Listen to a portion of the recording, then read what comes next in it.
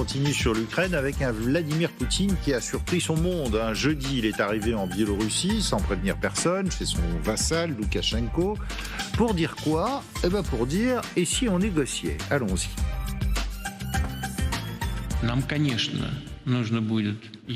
Si on reprend des pourparlers de paix, ce que j'estime nécessaire,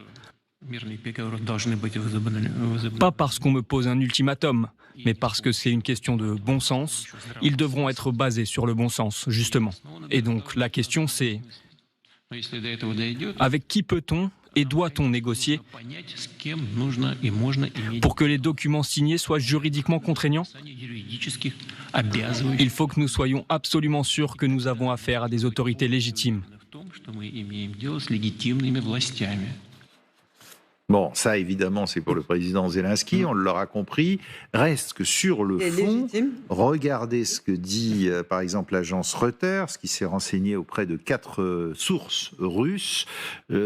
Poutine est prêt à mettre un terme à la guerre en Ukraine grâce à un cessez-le-feu négocié et qui reconnaîtrait les lignes actuelles du champ de bataille, disent ces sources.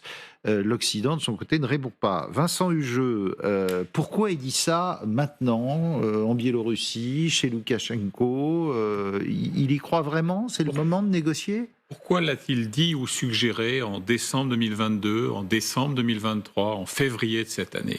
En fait, c'est l'ultime avatar en date de la même rengaine qui a une vocation triple, c'est de créer le trouble chez les alliés, en les incitant à sommer Kiev de se montrer plus souple des Chines dans l'hypothèse d'un arrangement, improbable à ce stade. C'est aussi essayer de saper l'opinion ukrainienne. Et puis, ça a vocation également à rassurer une partie de l'opinion russe, on y faisait allusion tout à l'heure, qui, on le sait, reste profondément hostile à une mobilisation générale, qui serait la modalité indispensable s'il s'agissait véritablement de conquérir tout ou partie de l'Ukraine. Vous savez, l'agence Bloomberg, c'était en janvier dernier également, avait révélé que Vladimir Poutine ou son entourage immédiat avait signifié à des officiels américains qu'il était même disposé à lever certaines de ses exigences, à savoir la neutralité statutaire de l'Ukraine et l'engagement de non-adhésion à l'OTAN. Mais là encore, il ne faut pas se méprendre. Il ne s'agit pas du tout d'une avancée, il ne s'agit pas d'une proposition, il s'agit de la même stratégie qui consiste, encore une fois, à semer le trouble et la discorde chez l'adversaire. Je termine avec un dernier point. Il se trouve que le 24 mai... On est dans du bluff. Mais bien sûr, le 24 mai, il y a une semaine, donc déjà à Minsk, tiens, comme par hasard, donc capitale de la Biélorussie, il disait que il négociait avec un président ukrainien qui n'est plus légitime. Ça, c'est là aussi la guérilla informationnelle qui a été déclenchée il y a plusieurs semaines maintenant. Donc, il faudrait savoir. D'abord, ça veut dire qu'en creux, il reconnaît sa légitimité antérieure. C'est nouveau. Parce que maintenant, il nous explique qu'il n'est plus légitime depuis le 20 ou le 21 mai, terme théorique échu de son mandat. Mais comme on le sait, on a eu l'occasion de le dire 10 fois sur ce plateau, la constitution ukrainienne est limpide en la matière et elle dispose qu'en situation de guerre, eh bien, le président en place, élu, poursuit son mandat. Ouais. Donc méfions-nous. Et puis en plus, je termine vraiment là-dessus, mais vous savez, Reuters, Newsweek sont des médias sérieux, méthodiques, rigoureux, etc. Mais quand vous avez 4 ou 5 sources, toutes anonymes et certaines contradictoires, moi j'attends d'entendre Sa Majesté Poutine lui-même dire les choses. Je vous donne la parole tout de suite, mais regardez ce que dit aussi Reuters, et croit savoir de la part de Poutine. Deux des sources disent que Poutine estime que les progrès réalisés jusqu'à présent dans la guerre étaient suffisants pour vendre une victoire au peuple russe. Et puis on termine, ce que vous disiez à l'instant, Vincent, Poutine comprenait que toute nouvelle avancée spectaculaire nécessiterait une autre mobilisation à l'échelle nationale, ce qu'il ne souhaitait pas. D'accord avec tout ça, Aline Lebas-Écrémer, c'est du bluff, C'est un et il le répète pas de Reuters, mais des sources. La question, c'est pourquoi ces sources s'adressent maintenant à Reuters. Ce n'est pas à Reuters qui invente forcément des sources et qui écrit. C'est pas ça le sujet. Le sujet, c'est pourquoi ces sources proches du Kremlin s'adressent à Reuters pour disséminer ces éléments dans l'espace informationnel en ce moment. Parce que de rappeler aussi, vous parliez de dates de tentatives de négociation, jusqu'à Boutcha, pour faire court, il y a eu entre 2014 et donc mars 2022, 200 cycles de négociations, de tentatives de négociation.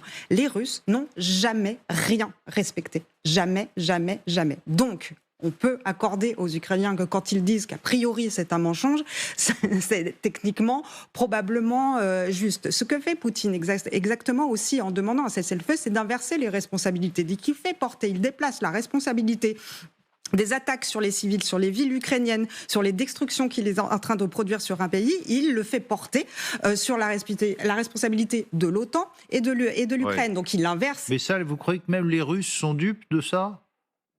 C'est pas le sujet. Il y en a beaucoup qui le croient. Et on oublie un sujet, parce que, si je puis me permettre, je ne suis pas la seule, mais depuis des semaines, on essaye d'expliquer que Poutine va tout tenter et s'infiltrer là où il peut pour démolir l'initiative ukrainienne de conférence sur la formule de paix de Zelensky qui aura lieu les 14 et 15 juin. Ils sont très exactement, avec ceci, en train de saper énormément de choses dont vous parliez, Vincent, très exactement, c'est-à-dire démoraliser, semer le doute et faire de contrecarrer ce qui est en train de construire l'Ukraine extrêmement activement en ce moment, c'est-à-dire une coalition internationale, y compris avec ces fameux pays du Sud global, expression russe, by the way, parce que le Sud global, en réalité, n'existe pas tel que le décrit Moscou, c'est-à-dire que l'Inde viendra à cette conférence de paix, c'est-à-dire que le Chili, la Côte d'Ivoire, donc en fait, d'un point de vue strictement diplomatique, on assiste à un lâchage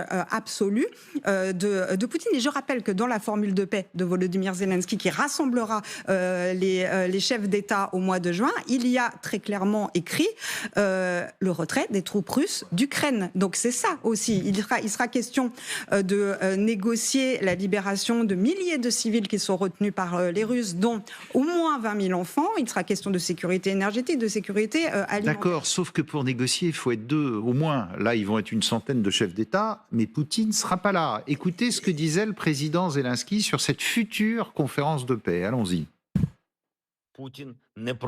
Poutine ne veut pas seulement perturber le sommet de la paix. Il fait également de nombreuses choses pour y parvenir. Il a peur de ce que le sommet peut apporter. Le monde est capable de contraindre la Russie à la paix et au respect des normes de sécurité internationale. La Russie n'a rien pour contrer la majorité mondiale. Malgré tous les mensonges de Poutine, il dépend de son entourage, au sens le plus large du terme. Cela inclut également l'entourage international. Vous croyez vraiment que Poutine peut être influencé par les autres pays et l'opinion internationale ? Ça peut le faire changer d'avis, franchement ? Alors, franchement, oui, de surcroît, parce que quand il explique qu'il y a de son côté, finalement, ce fameux Sud global qui serait, y compris, qui pourrait l'alimenter en énormément d'équipements, si je puis dire, en fait, oui, qu'il y ait une offensive. Il va aller en Corée du Nord, là. Et là, on a suffisamment reproché aux Ukrainiens de ne pas vouloir lâcher leur territoire et les gens qui vont avec, et de ne pas, et de pas coller à la propagande russe qui dit, en fait, tout ça, il va falloir que ça se résolve par la diplomatie. Ce que fait très exactement l'Ukraine, et c'est pas exactement la première conférence de paix, il y en a, c'est la troisième sous ce format-là, sur l'initiative de l'Ukraine. Il y en a une en Arabie Saoudite, une autre allemande. Donc en fait, c'est une séquence diplomatique. Mais ça donne pas grand-chose, pardonnez-moi, c'est pas ça qui va faire taire les armes. Pardon. Que l'Inde vienne. Alors après, on peut décider que quoi que fasse l'Ukraine, ça ne va jamais. Non. Et que, voilà, en fait, l'Ukraine a décidé de survivre, de résister et d'utiliser des moyens légaux, comme dirait l'autre. En fait, que l'Inde, par exemple, annonce sa venue. C'est extrêmement important qu'un pays comme la Côte d'Ivoire, qui, selon les critères de propagande russe, fait partie de ce Sud global, décide non, de se rallie à la formule de paix ukrainienne. En fait, c'est extrêmement important. Et contrairement à ce qu'on peut passer, Vladimir Poutine n'est pas si heureux que ça de se retrouver extrêmement isolé sur la scène internationale. Donc en fait, là où les Ukrainiens ont raison, il faut coupler cette pression diplomatique absolue, claire, d'unité qu'essayent de saper les Russes depuis des mois, ce qui n'exclut pas notamment d'envoyer par contre des systèmes de défense aérienne, des amarres longue portée, oui, bien sûr. Et l'autorisation d'aller frapper. Général Dominique Delors, vous êtes toujours avec nous. Vous êtes là ou pas? Je ne sais plus. Oui. Oui, vous êtes là. Merci d'être avec nous. Vous y croyez, vous, à une conférence de la paix qui pourrait arrêter la guerre en Ukraine? Écoutez, là, je pense que le président Poutine fait une manœuvre de diversion en disant en laissant entendre qu'il pourrait être prêt pour un éventuel cessez-le-feu, une recherche de la paix active, etc. En fait, il fait ça juste avant le sommet, de façon, comme ça a été dit, à inverser la charge, c'est-à-dire à montrer que finalement, lui, il est plutôt de bonne composition pour essayer de rechercher un compromis, une paix. Évidemment, comme tout compromis, on partage les gains. Donc ça, c'est le premier point. Par contre, au plan stratégique, ça c'était le point politique, au plan stratégique, je pense que l'offensive russe que l'on remarque, cet grignotage régulier, apporte quelques résultats qui ne sont pas négligeables.